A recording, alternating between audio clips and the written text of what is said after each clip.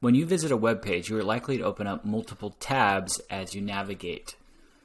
For example, you want to open up this other website, go to this link, maybe this one, but you don't want to leave the main website because that's where you got all the links from.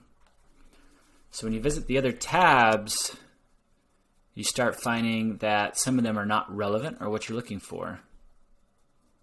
But you're really careful to close only the ones that you don't need. But what happens if you accidentally close out of one that you just wanted?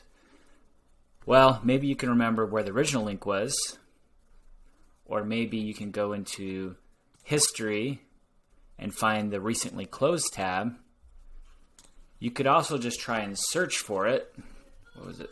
CFR. That's also a challenge.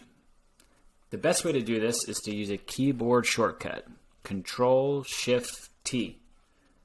And that opens up your last closed tab.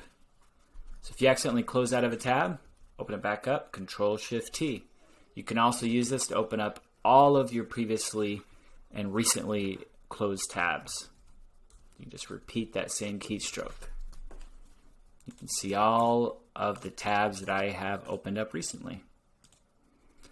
That's how you open up a recently closed tab if you accidentally close it.